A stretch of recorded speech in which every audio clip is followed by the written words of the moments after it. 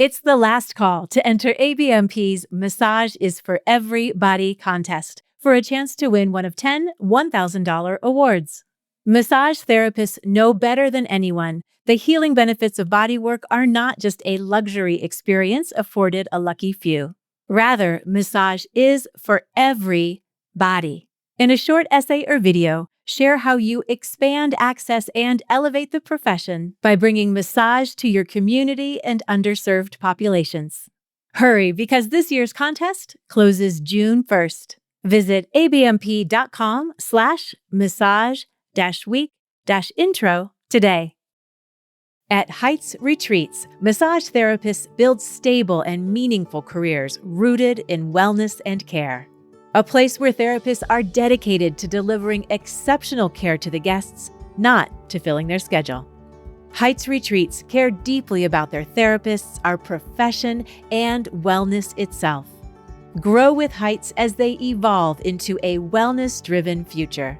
Visit heightswellnessretreat.com for more information.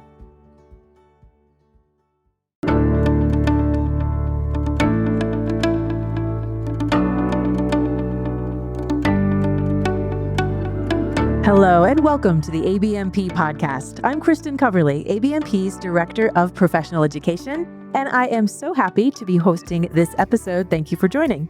My guest today is Jarvis Leverson, who was the keynote speaker at the 2026 ABMP School Forum Conference for Massage and Bodywork Educators. So of course we had to have him back and share his wisdom with everyone on the podcast. Jarvis is a peak performance coach, best-selling author, and founder of The Morning Hero. He developed a productivity formula that allowed him to get his work done by lunchtime so he could spend the rest of the day with his family. He teaches this system to help people improve their business while avoiding burnout.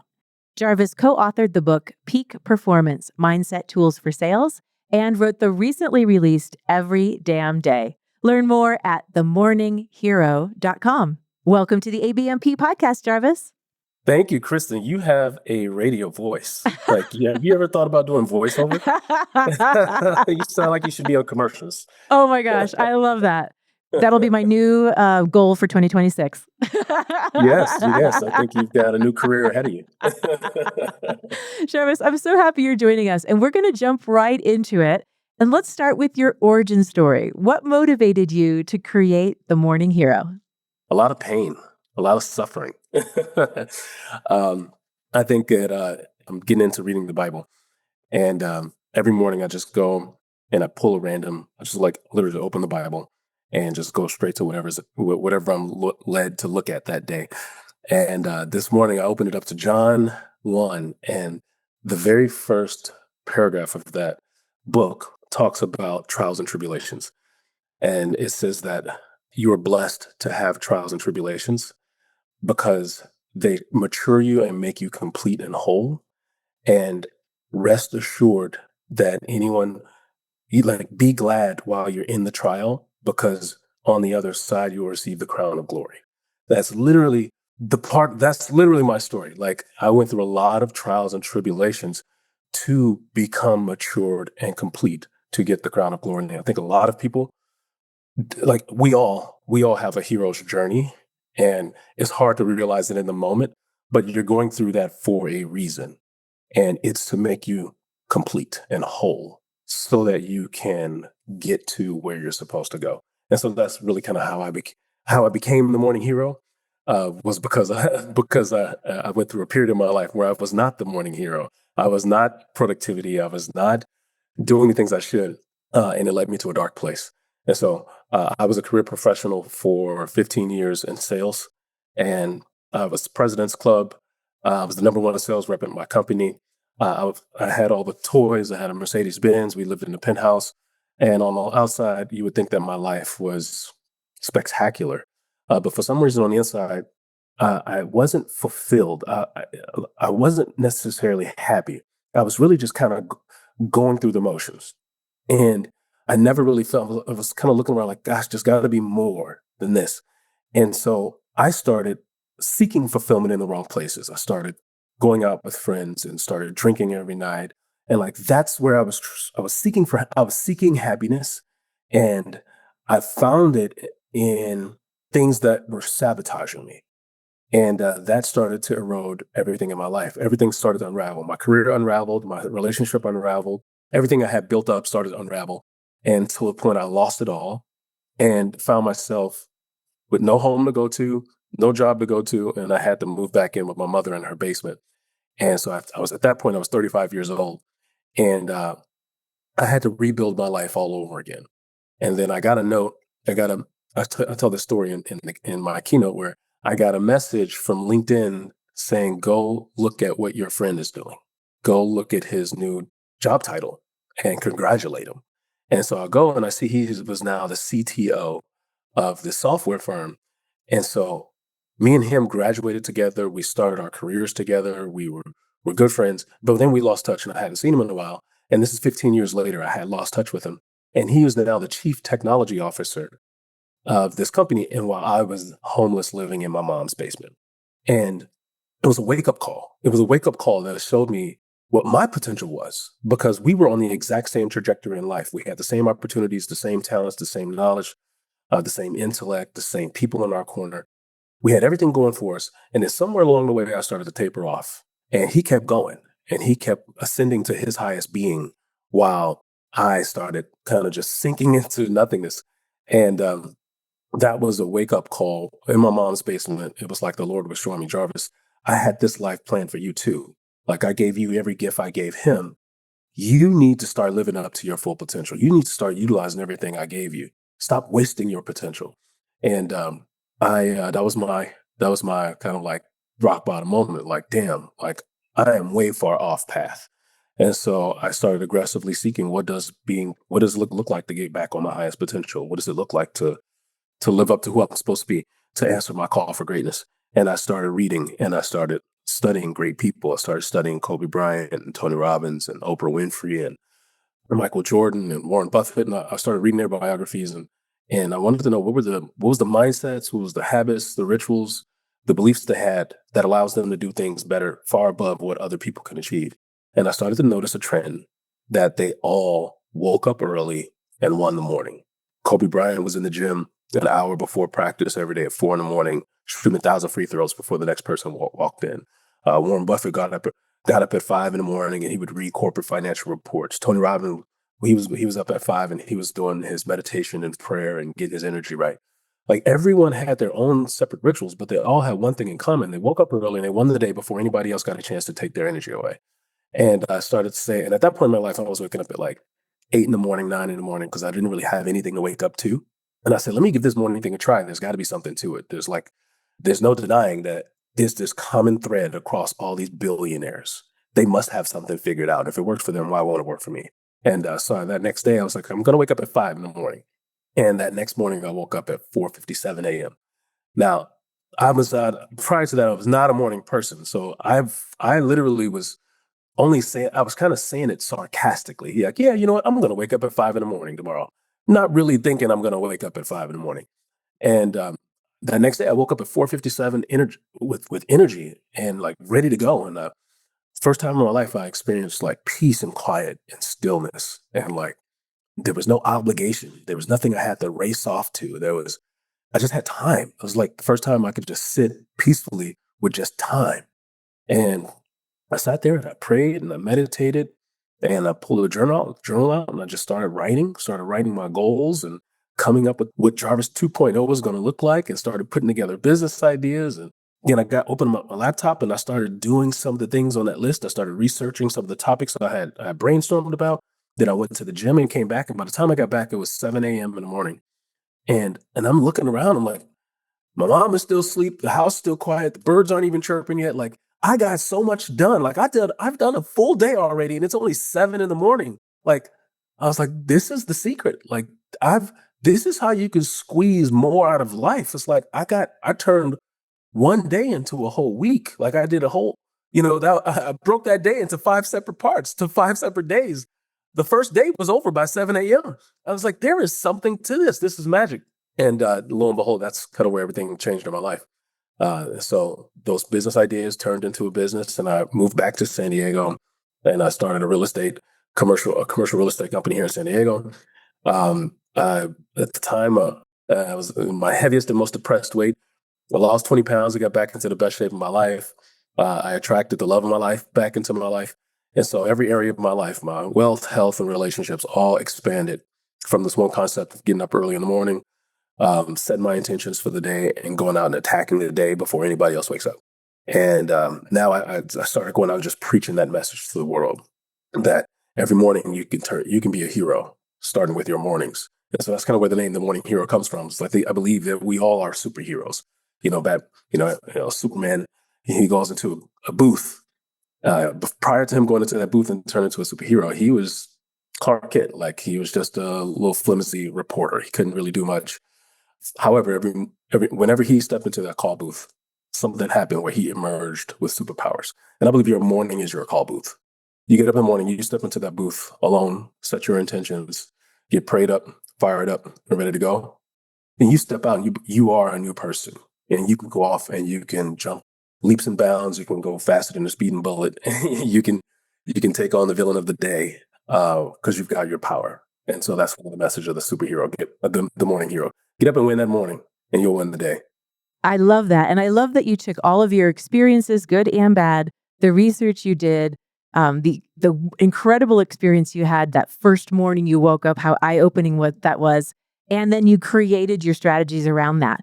Of course, one of your core strategies being win every day. So let's talk a little bit about W.I.N. So we know W, wake up early. Take it from there.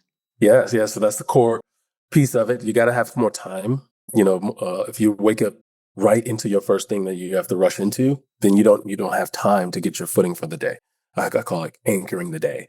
And so you got to get the day anchored first. And so one, you got to wake up with at least give yourself an hour of peaceful, undistracted, alone time. And so for me, that's 4 a.m. because I have kids that wake up at 5:30.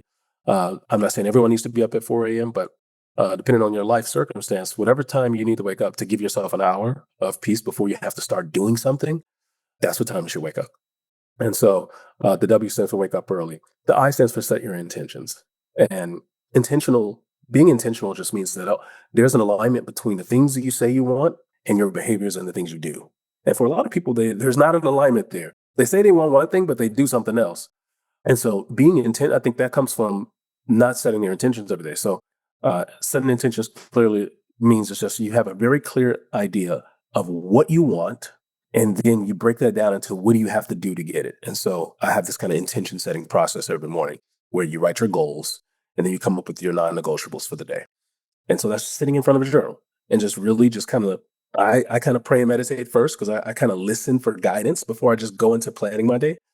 But, so sitting in front of a journal, having a quiet space and being thoughtful about what do you want to get? What's the goals that you're trying to attack? And then what are the most important things you have to do today that align with those goals? That's being intentional. And so, like I said, you can do that in front of a journal. Since I've done this, I've created an app that also guides you through this process. It's called the Morning Hero app. But setting your intentions is probably one of the easiest things you could do to make sure that everything you do all day long, you're actually making progress rather than just getting stuck in this loop of busyness that's not getting you anywhere. And then the last piece, the N, just stands for no days off. Do it every day. Greatness doesn't come from the things you do every now and then. You can't go to the gym, 2 days and think that you're going to have a six pack. It comes from a relentless pursuit of the thing you want. So you got to do it every day. And so you got to commit to, I'm going to get up, give myself this power hour every day. And I guarantee you, within, a short period of time, you will start to see massive progress in any area of your life that right now you're unsatisfied with. I love that. And Jarvis, I'm curious, our listeners are very busy massage and bodywork practitioners who are juggling a lot of things, what you like to call the whirlwind. They are right in the middle of it. So what advice do you have for them as they're listening to this podcast today? I will say I have a very busy life as well. I'm an entrepreneur, I'm an author, I'm a speaker. I'm a tech founder with this AI coaching app. I also have 2 rambunctious kids, a 6-year-old and a 4-year-old. And let me tell you, my daughter, she's 4, but she runs the house like she's 24. she's no joke. I have a beautiful wife and an 8-year-old marriage that I have to pour into deeply. There's a lot of moving pieces in my life as well. And so first and foremost, you can't use life as an excuse. That's the first thing you have to do is take ownership. Like in spite of all the plates that I'm juggling, in spite of my heavy whirlwind, I still can have this thing that I want. I still can build a business I'm proud of. I still can get in the best shape of my life. I still can be present at the dinner table while talking to my kids. I can do all those things. And. It's not or. It's not I have to do this or this or this. It's a life of and. You can have it all if you know how to maximize your morning, your time. You need more time. The only thing you're missing is time. And so I think time is the greatest deficit we have. And so the best way to give yourself more time, obviously, get up a little earlier and give yourself that time. And so every big goal, I've had lots of big goals and dreams over the last several years. And it all came down to the formula. Every time I have a big thing that I want to tackle, that's an additional plate that I'm adding on. I commit to waking up a little bit earlier to work on that thing before I have to report to all my obligations. So I just finished writing a book, best-selling book called Every Damn Day. It debuted at #1 on Amazon. This book was probably 5 years in the making. Every year I'd say I want to do it, but we had just had our son, and then I pushed it off to the next year, and then we had our daughter, and then I started building the app, and so it's like every year there was something else. Like no, I can't do it, and finally one day I got just pissed at myself. Like everyone keeps telling me I need to write a book. It's like, Jarvis, when is your book coming out? When is your book coming out? And I got so frustrated. Like, I just don't have time. And then I looked inward and I was like, it's not my kid's fault. It's not my wife's fault. It's not my business's fault. It's my fault. Like, Jarvis, make time. You're never going to find time. You have to make time. And so I committed to waking up at 3:30 in the morning to give myself 2 hours to work on this project, this passion project, this dream that I've always had before my kids woke up. And that was a commitment I had. That was a season of my life. Within 6 months, the book was written. That was a season. You also have to realize you go through seasons of life. Nothing is permanent. And so, yes, will I be waking up at 3:30 in the morning forever? No. But for this season, am I willing to make a little sacrifice?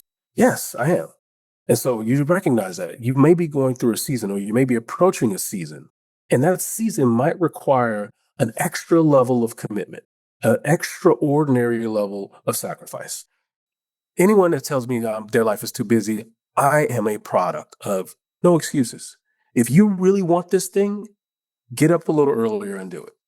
And I will ask the question I'm sure everyone who's listening is thinking to themselves, what time do you go to bed, Jarvis? Yeah, so we're in bed by 8. There you go. Thankfully, me and my wife are on the same page.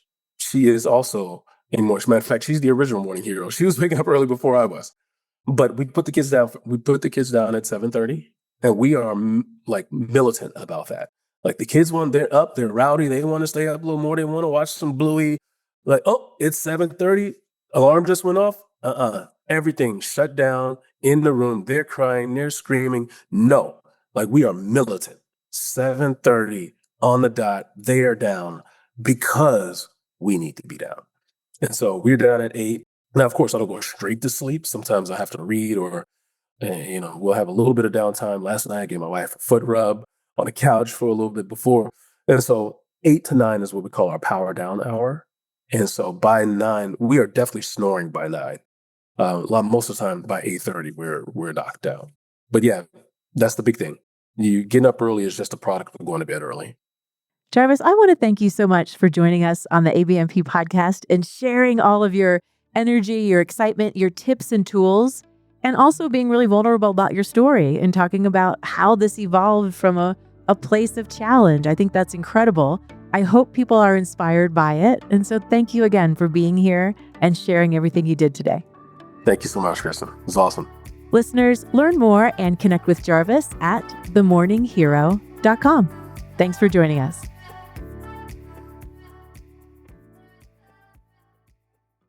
Elevate your bodywork career with Anatomy Train's Structural Integration Certification, ATSI. Discover how to map the pattern and shape the change Through inspiring lectures, hands-on body reading, and practical techniques you can use in your practice right away. Join us for ATSI Maine 2026 to 2027, where Tom Myers will personally kick off this transformative professional training. Learn more at anatomytrains.com/ATSI. Precision Neuromuscular Therapy has been teaching high-quality seminars for over 20 years across the country.